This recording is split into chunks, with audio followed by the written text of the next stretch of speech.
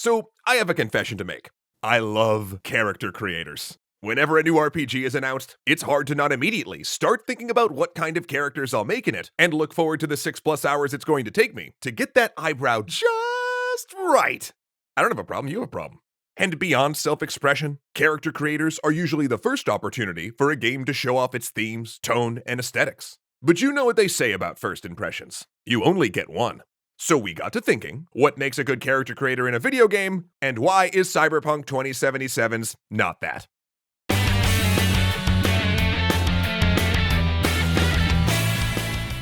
Thanks so much to CuriosityStream for helping with today's gaming discussion. Get a deep discounted deal with Nebula included at the link below. Real quick up top, please welcome our fantastic community manager and resident immortal, Arthur, who guest wrote this episode. Thanks, Arthur.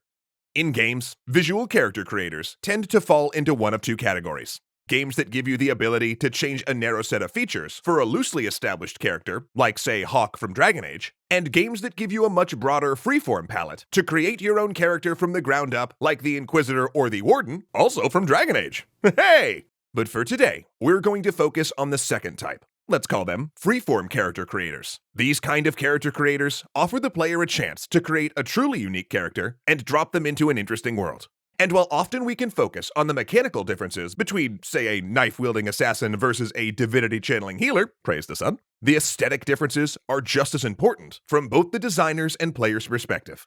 As a designer, you need to keep in mind, aesthetics communicate a lot to the player. What options developers choose to include and omit helps set the player's expectations for the rest of the game. For example, if you're making, say, a pirate game, bright and cheery colors in the character creator would signal that this game is made to be a fun swashbuckling adventure on the high seas and probably not a gritty ship-to-ship combat simulator. Also, your players will have certain expectations given the genre of the game. If said pirate game is lacking options like eye patches, majestic beards, or a certain feathered friend, some people are going to be rightfully disappointed.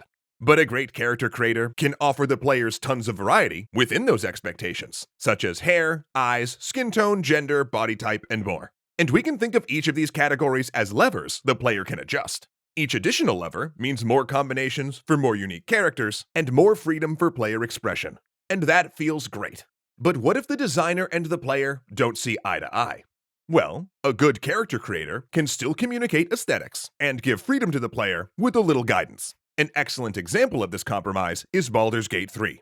In that game, when you choose a race for your character, it initially displays skin tones, eye color, and hair colors that are setting appropriate.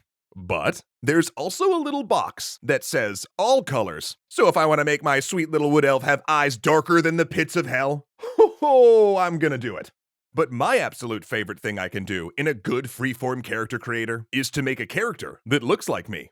You know, just maybe a little more ripped. Yeah, just make that lever a little bit more. Yep, there we go. Yeah, deep V. Yeah, easiest workout I ever did. But in all seriousness, there is something really special about the ability to create yourself as the hero of a game, especially if you aren't the kind of person that typically gets featured on the front of a game's box. Now, what if you promise those creative freedoms and don't deliver? Well, that brings us to Cyberpunk.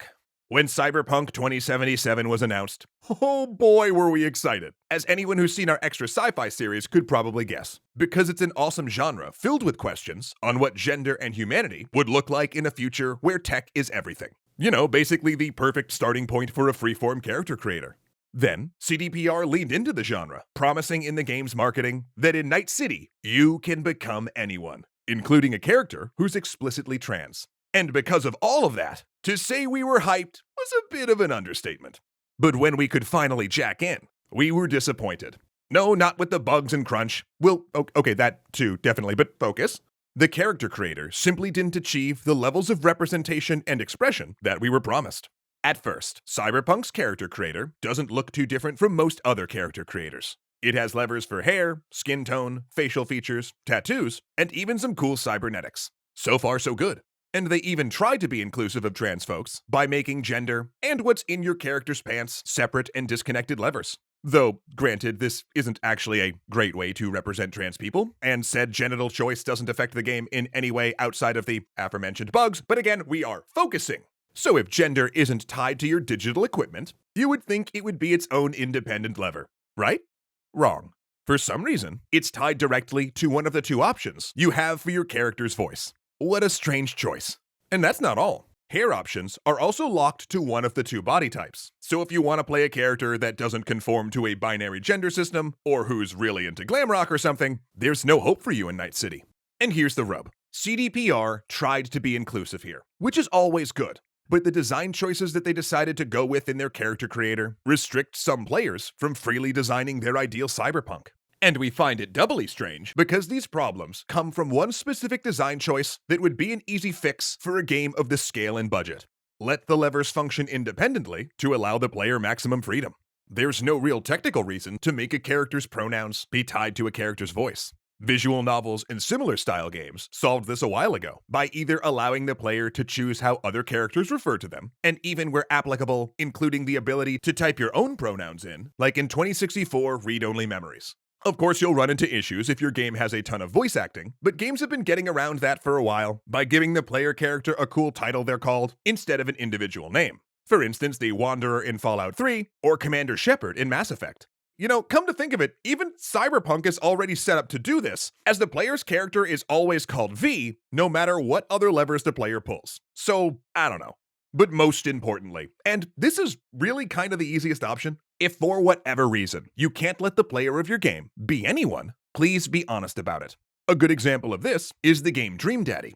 In that game, it doesn't let you play as anyone. In fact, you can only create a player who's a dad that dates other dads. But it was honest about how specific its story was, and then within that narrow category, really considered all of the different ways a dad could look and who could be considered a dad. Arthur still remembers the first time he opened up Dream Daddy and got to create a character that looked like him, a trans man with the same binder that he wore. And the game truly stuck with him for that, because despite the limitations of the character creator and maintaining the story of the world that the developers wanted to portray, he saw that they still recognized people like him.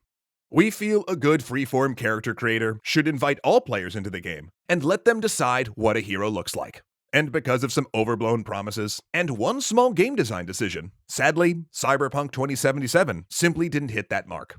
But we hope that this can help educate developers in the future when trying to be inclusive, to do their research and work with a diverse team when trying to understand the entirety of their player base. Because at the end of the day, what's a character creator even for, if not for everyone to be seen?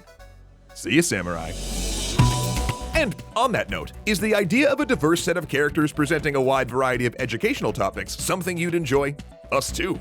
That's why we're super excited to announce that due to support from our friends at Nebula, we were able to create a bonus episode of Extra History over on their platform, specifically about the ever-controversial cat lover, Tipu Sultan. Now, we're not kidding around when we say we've wanted to do this episode for a while now, but since this famous ruler of Mysore is considered either a magnanimous ruler or a brutal tyrant, we were a little concerned with what the YouTube algorithm would do if it ever got its paws on this one.